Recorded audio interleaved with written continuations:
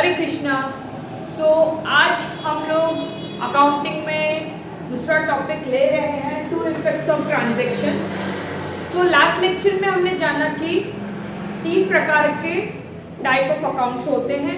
पहला है personal account जो डील करता है कोई भी नेचुरल पर्सन से, ह्यूमन बीइंग से या तो आर्टिफिशियल पर्सन से।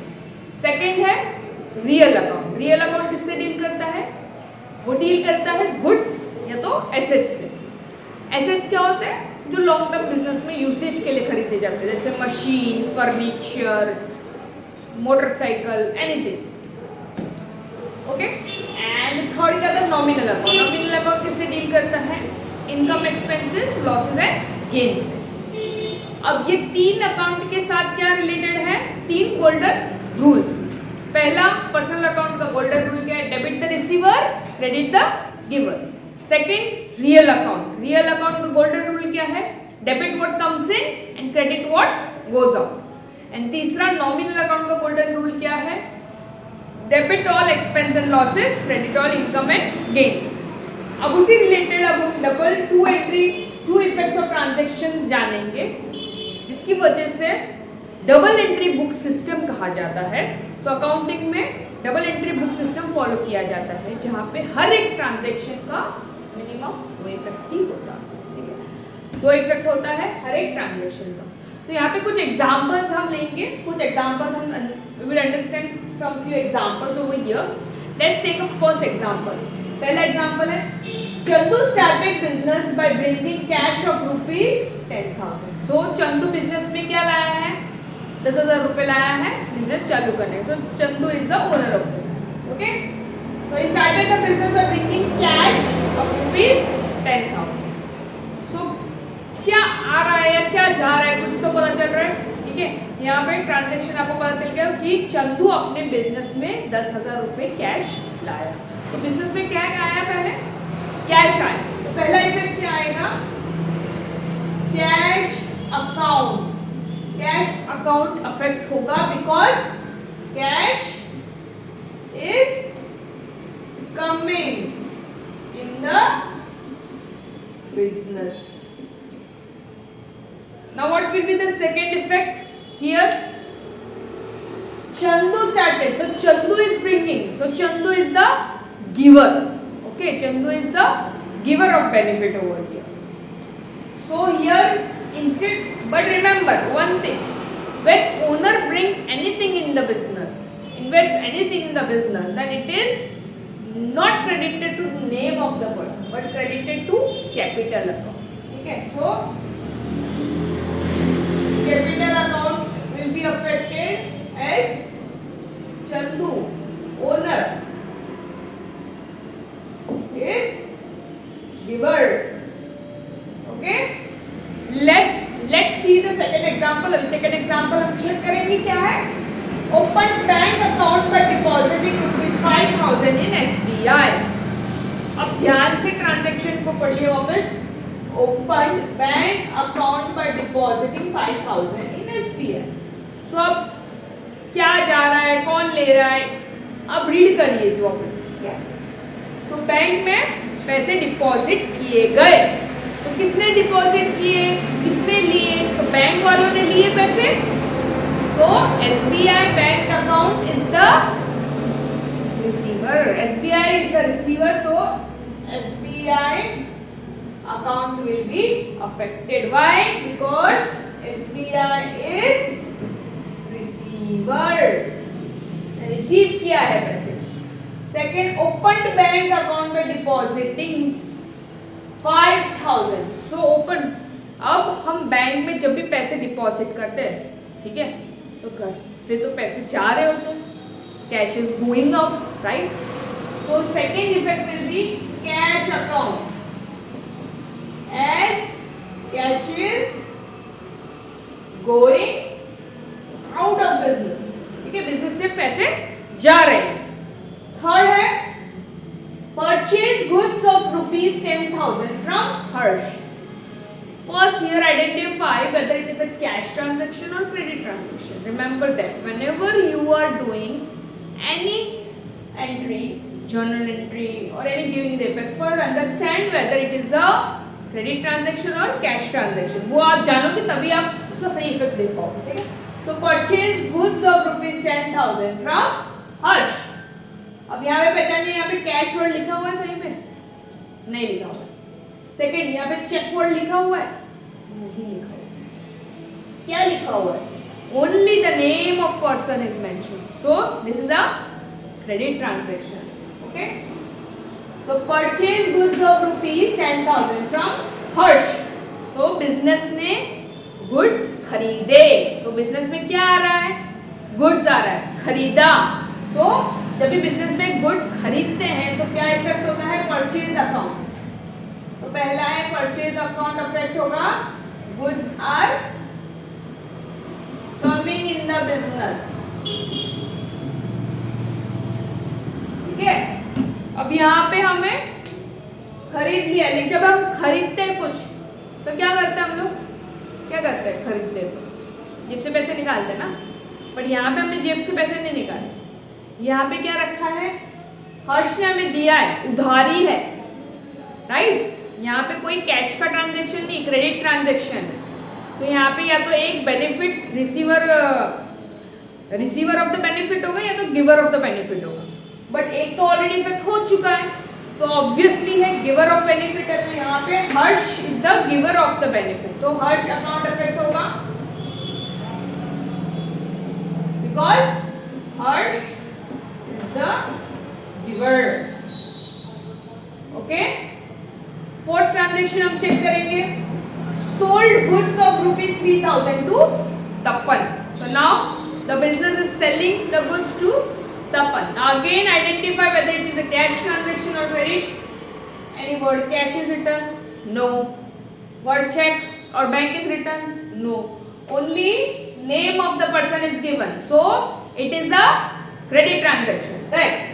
So here sold goods of rupees 3,000 to Tapan. So मैंने यहाँ से गुड्स लिए और तपन को दे दिए.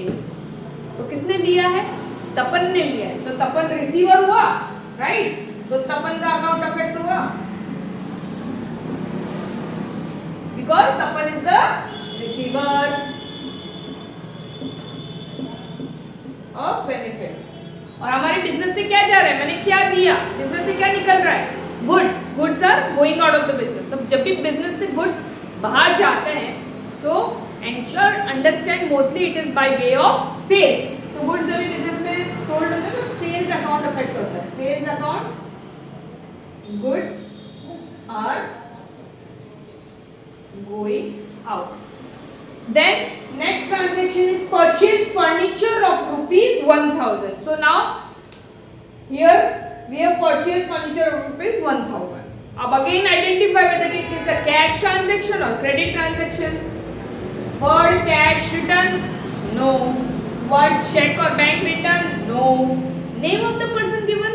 No.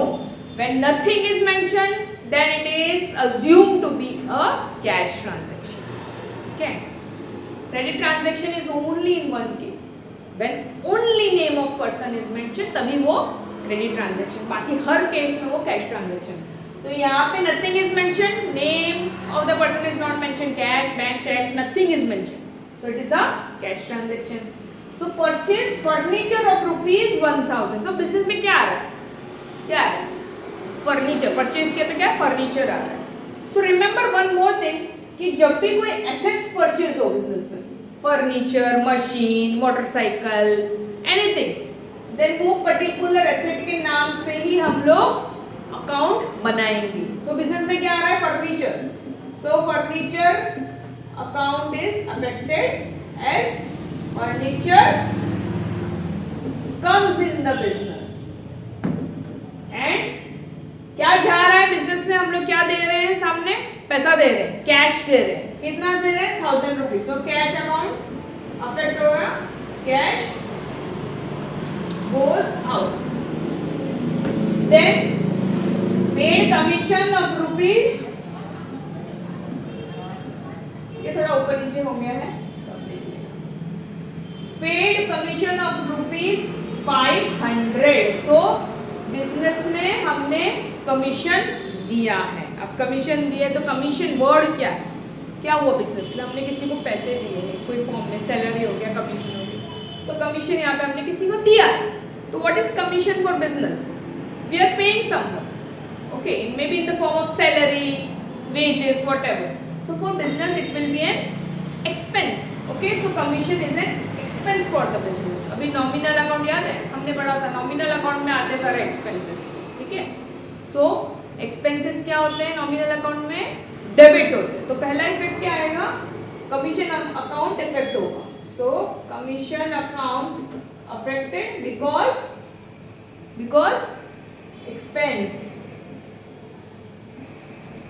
expense for the business and we are paying, right?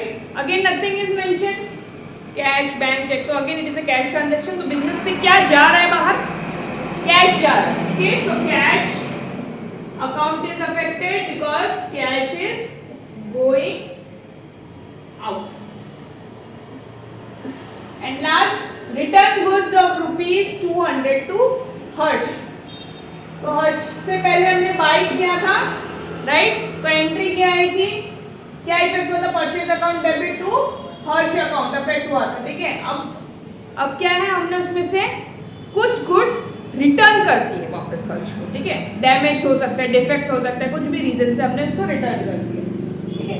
So effect क्या आएगा, ऑपोजिट हो जाएगा, ठीक है। अब हर्ष को दे रहे हैं हम लोग, तो Harsh becomes the receiver, so Harsh का अकाउंट इफेक्ट होगा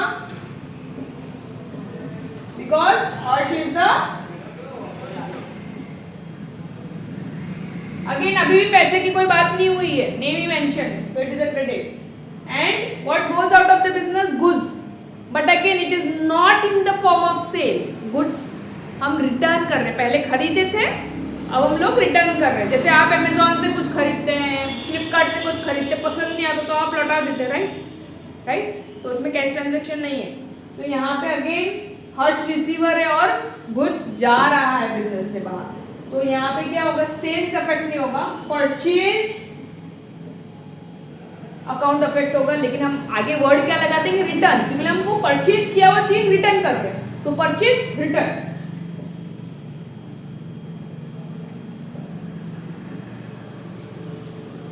गुड्स गोइंग आउट। सिमिलरली अगर सेल्स किया है हमने सपोज बिजनेस में, ठीक है, फॉर एग्जांपल यहाँ पे हमने goods sold goods of rupees 3000, तो अब तपन अगर कुछ प्रॉब्लम की वजह से हमको गुड्स वापस कर देता है, ठीक है, कोई भी रीजन से हम लोगों को गुड्स वापस कर देता है, तो यहाँ पे क्या इफेक्ट होगा, तपन इज द गिवर, तपन क्या बन जाएगा, गिवर बन जाएगा, और डेबिट क्या होगा, दूसरा अकाउंट क्या अफेक्ट होगा, एक तो सेल्स अकाउंट अफेक्ट हुआ है यहाँ पे, तो अभी वापस सेल्स अकाउंट अफेक्ट होगा। गुड्स बिजनेस में आ रहे हैं, परचेज फॉर्म में नहीं, लेकिन सेल जो किया था वो रिटर्न फॉर्म में आ रहा है, तो सेल्स रिटर्न हो जाएगा, ठीक है, ऑपोजिट बन जाएगा, सेल का सेल रिटर्न बन जाएगा और परचेज का परचेज रिटर्न बन जाएगा, और यहाँ पे तपन गिवर बन जाएगा। तो इस तरह के ट्रांजेक्शन्स में डबल एंट्री बुक सिस्टम के हिसाब से 2 इफेक्ट्स दिए जाते हैं, ठीक है। तो आप देख सकते हैं, Chandu started business by bringing cash of rupees 10,000. Cash account will be affected. Cash increases. Here, cash is coming in the business. Then Chandu is the giver. Chandu is the owner. So capital account affect होगा, ठीक है, capital amount increases. तो इस तरह से हमारे different 2 effects हम देते हैं।